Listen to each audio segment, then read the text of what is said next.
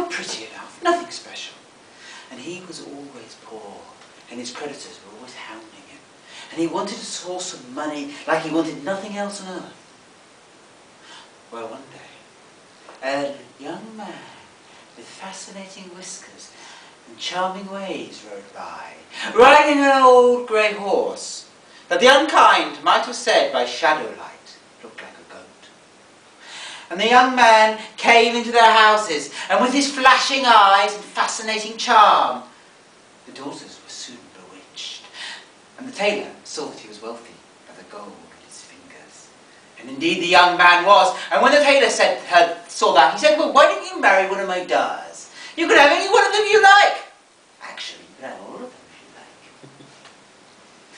And the girls and the young man laughed. And in that laughter it was agreed the eldest of the triplets would be married to the stranger. And he paid down a tithe of the dowry, then and there, with ready gold. But it was the custom in those lands. You did not pay the full dowry until 9 months had passed, when the wife became the mistress of the house. The eldest daughter then rode off with the stranger, and he was wealthy beyond her dreams. There was a great house, all of hers to run in and do what she would. And all many windows opened on the inner courtyard, where there was a fountain playing, and the sun shone by day and the stars by night. But you know, there was something strange about that house. There was no windows on the outside. Well, not save up in the second story, where there was a great shuttered window, and on her very first night there, her husband, on the only time he'd ever been less than utterly charming, said, "Don't ever open that window, under any circumstance." And there were other strange things about that house. There were no servants, and yet all the work was done. More than that, all the food you could desire was there, and all the books, and any toy, it was soon to be found. But she never found out how. And her husband, he was strange. Although he was charm itself, his manners never less than debonair, he was always romantic. Every morning he would pin a bright nosegay on her lapel, and then disappear. From dawn to dusk he disappeared, working, he said. And she started to wonder where he was working. And then she started to wonder, what is his true nature? Was there anything more to him than the charmer he seemed to be? And as she started to wonder that, she grew discontent. And then something else struck her as strange about the house. She had never seen a door to the outside world. She couldn't escape if she wanted to. And when she realised that, she really started to miss her sisters. She missed the wind. And as the months rolled by, she could not bear it any longer. 6 months passed, and she had enough.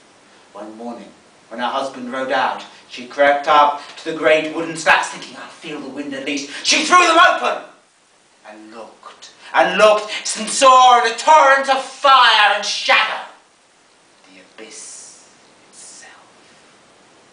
And in its firelight, her nosegay turned from bright to black.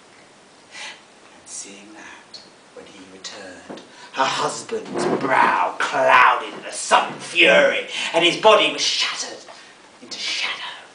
And from shadow, his true nature came out, the devil.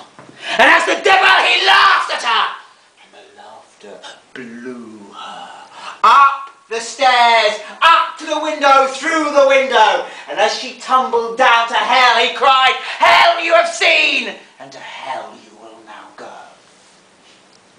Well, now, in less than a week, the young man was back at the tailor's house, bearing with him a coffin, and a sad story of how his wife had been killed by the plague. Now the tailor was greatly feared and mourning.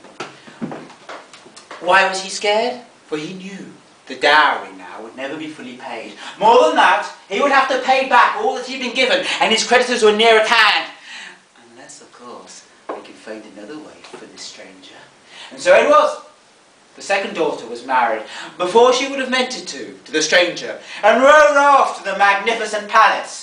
But she was not quite like her sister, and at the end of a week, "I can't bear it! There's no wind, no wonder my sister died! Anyone would die in this stifling air!" And she thought with defiant curiosity about the slatted window up above.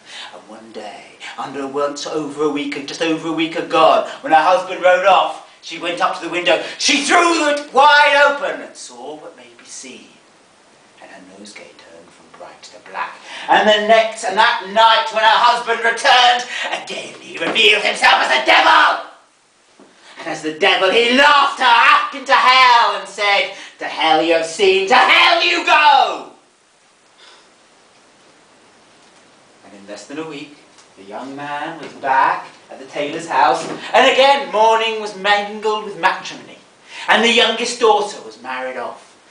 But she was a canny lass, and she had her sister's example. And before she had gone, and so she determined to herself, "Well, I'm sure he's murdered my sisters. As sure as I'm sure of anything. I'm not going to take anything he does and trust. Nothing." And so when she was given the nosegay in the morning, she put it in a vase, thinking, "Well, I'm not wearing you."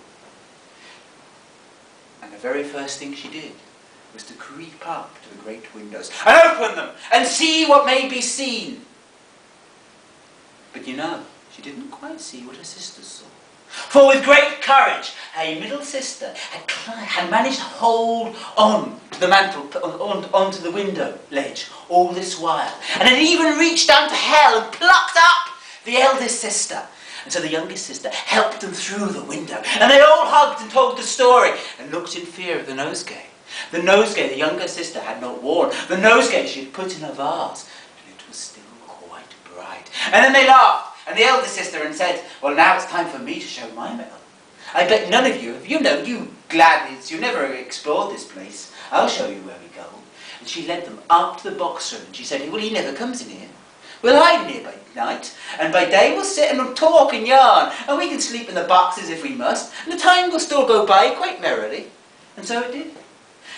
Every day, the youngest sister would spend up there with her sisters from dawn to dusk while her husband was off working. And at night, she would spend it with her husband. The months passed quite merrily, until the 9 months were due.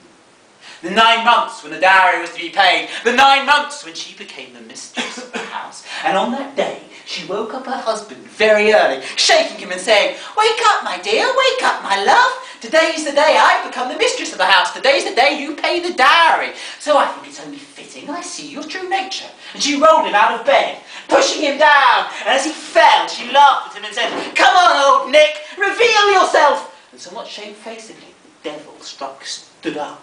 And then she laughed again in his face and said, "I am now the mistress, and you but my husband. You must give me the keys of this house."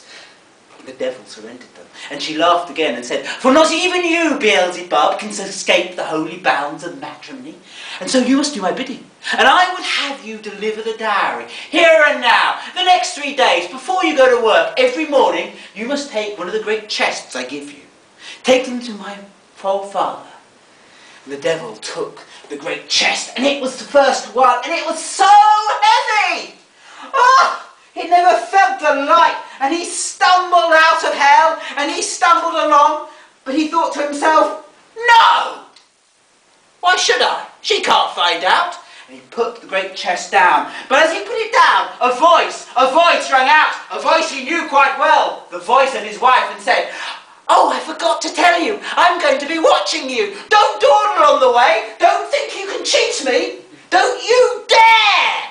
And hearing that, the poor devil lifted up the chest, and off he staggered off to his father-in-law's house. But his father-in-law was very glad to see him, gave him a great big bowl of pasta, and off the devil went to work.